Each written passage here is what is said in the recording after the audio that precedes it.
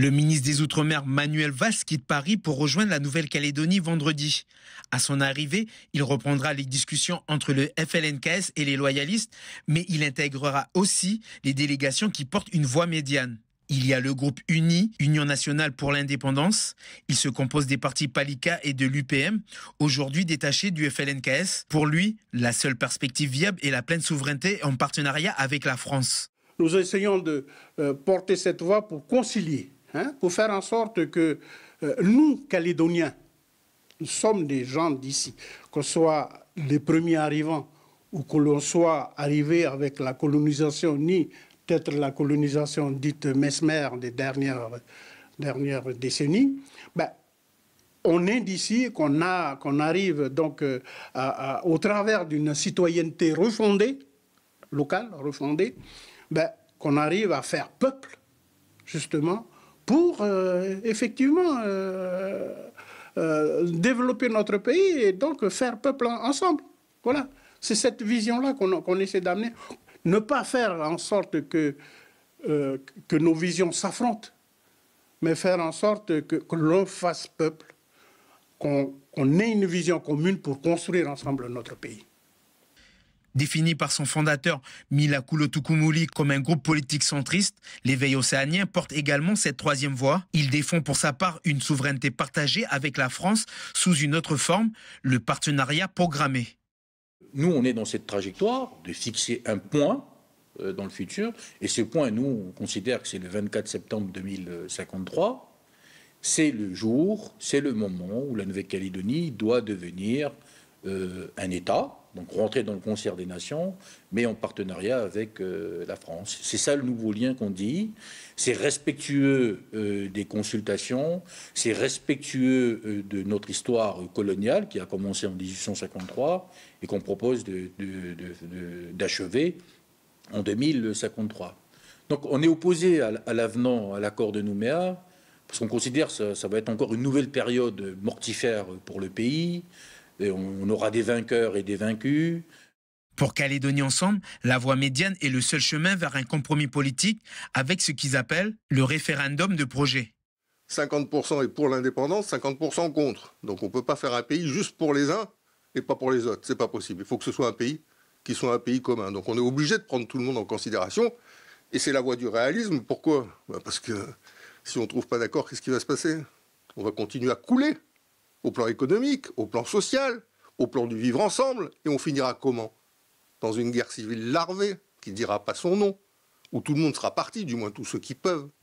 Donc, conclusion, il est encore temps de trouver un accord. C'est, j'espère, ce qui va se passer à l'occasion de la venue de Manuel Valls. Ainsi, dans les discussions qui vont s'ouvrir, la binarité politique calédonienne indépendantiste et loyaliste laisse une place à la voie médiane, une ouverture souhaitée par l'État qui appelle à tracer ensemble les contours d'un avenir partagé. À l'heure où l'avenir institutionnel du pays entre dans une phase importante de négociation avec les différents partenaires politiques, les militants du Palikan et Djihou ont sollicité l'intervention de leur élu au Congrès, Jean-Pierre Diaoué. Lundi soir, à la tribu de Louchila, c'est devant une soixantaine de personnes issues de la société civile que l'élu indépendantiste a livré des informations importantes. C'est le lien avec la France et l'acte d'autodétermination, c'est la citoyenneté et le corps électoral, c'est la gouvernance et les institutions du pays. Ce sont les sujets qui feront l'objet des négociations à venir. Donc j'ai informé nos militants de la position des uns et des autres, de là où on est arrivé dans le cadre des discussions. Il y a des points sur lesquels on a pu trouver des points d'équilibre. Et il y a d'autres sujets sur lesquels on est encore vraiment où on n'a pas trouvé de convergence. Ça fera l'objet, ils feront l'objet de négociations. L'unité de la mouvance indépendantiste a fait partie des questions qui sont sorties à plusieurs reprises, mais aussi le bilan mitigé de l'accord de Nouméa qui a suscité des réactions. Je pense qu'il faut changer aujourd'hui en douceur les accords. Moi, personnellement, je suis pour dire qu'il faut retravailler le rééquilibrage, puisque en étant aux îles, on n'a pas vu exactement ce qui s'est réalisé pendant les 40 ans au niveau des îles. Là, nous n'avons pas d'avion, on n'a pas de médecin, on n'a rien. Enfin, ça, c'est problématique. Le processus de décolonisation et d'émancipation, il est inachevé. C'est lui qui dit, le ministre. Il faut le poursuivre. Et puis je pense que l'État doit, à un moment donné, prendre aussi position. Il doit être un partenaire, pas seulement impartial, mais il doit se rendre compte que la situation que connaît le pays, c'est aussi parce qu'il a été à un moment donné, il a colonisé le pays, et qu'à un moment donné, il faut aussi qu'il prenne sa responsabilité et d'aider à trouver la solution qui va satisfaire l'ensemble de nos populations pour qu'on puisse aller de l'avant et trouver un accord. D'autres réunions d'information seront organisées pour informer la population, notamment sur les avancées des discussions avec le ministre sur l'avenir institutionnel du pays. Le budget primitif de la Nouvelle-Calédonie pour 2025 doit être examiné ce vendredi au Congrès. Un budget qui, sans surprise, est à la baisse. À commencer par le budget propre qui finance l'action du gouvernement. Il s'élève à 205 milliards cette année contre 311 milliards en 2023, avant la crise du 13 mai. Pour ce faire, l'exécutif a réduit sa masse salariale, diminué ses dépenses d'intervention ou encore maîtrisé ses charges courantes. Le gouvernement a tout de même tenu à augmenter ses dépenses d'équipement de 7 milliards. Comme le budget propre, le budget de reversement est à la baisse. Les recettes fiscales ayant diminué de 7 milliards, les taxes affectées aux collectivités et organismes publics diminuent globalement de 4%. Enfin, le budget de répartition est lui aussi à la baisse. Les crédits dédiés au financement des collectivités diminuent d'11% comparé à 2023. Cela représente moins 6,9 milliards pour les provinces, moins 3,1 milliards pour les communes et moins 2,4 milliards pour la Nouvelle-Calédonie. Adopté en première lecture par le gouvernement la semaine dernière, l'examen de ce budget risque de susciter le débat. Et pour cause, ce budget primitif 2025 a été élaboré avec le prêt de 120 milliards de l'État, dont les conditions d'octroi font polémique, et en particulier les 13 milliards d'intérêts à payer durant 4 ans. D'autant que sur les 120 milliards octroyés pour la période 2025-2027, plus de 90 milliards ont déjà été mobilisés, dont une grande partie pour le remboursement des dettes du pays envers l'État. Ça commence en bas, ça commence à être mieux. D'accord. Oh, là, c'est jusqu'au moins de... Peut-être mieux qu'il y a encore des avocats. Joanne arrive de Touo pour vendre 2 cajots d'avocats au GAPS. La coopérative rachète le fruit entre 100 et 300 francs le kilo selon la qualité du produit. Une opportunité pour les habitants de la région, sans être producteurs, de pouvoir gagner un peu d'argent.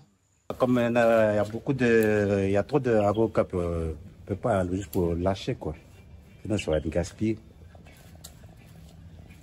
Et voilà comment c'est qu'ils prennent des avocats. Vous avez vu sur le réseau? La saison des avocats a débuté il y a quelques semaines sur la côte Est. Chaque mardi et mercredi, la coopérative collecte les fruits chez leurs producteurs habituels. Mais cette année, de nouveaux clients se font connaître. On voit que la crise elle est présente et puis que tout le monde a besoin de faire un peu de pièces. Et du coup, le GAPS, la coopérative, il permet un peu de faire un peu cette partie un peu sociale, quoi. De redistribuer un peu de l'argent un peu sur toute la côte Est et puis de limiter un peu l'impact de la crise. Donner un peu de souffle à la population, mais pas à n'importe quel prix, la coopérative joue la carte de la qualité, un paramètre que Jules Dogo semble maîtriser. On fait un tri entre le premier choix de qualité, puis le second choix, puis ce qui n'est pas vendable. Et quand on vient ici chez monsieur, c'est toujours la qualité, c'est toujours le top. C'est important de garantir cette qualité aussi pour fidéliser la clientèle. C'est important de garder cette qualité parce que si tu veux vendre à des clients, il faut que tes clients ils soient satisfaits de ton produit. Ça veut dire que tu vends de la qualité. Comme ça, les portes sont toujours ouvertes. Dans la région, c'est lui qui ouvre la saison. L'an dernier, il a vendu pour 680 kilos d'avocats au GAPS. En haute saison, le revenu par collecte représente une somme non négligeable. Des fois de 30, 40. 40 000 francs pour une récolte. Pour une récolte. C'est intéressant pour vous? Oui, c'est intéressant. Avant de se retrouver sur les étals des grandes et moyennes surfaces sur Nouméa, les fruits sont triés et revendus à des grossistes. En 2024, le GAPS a ainsi acheté pour 1 million de francs d'avocats aux producteurs de la côte Est.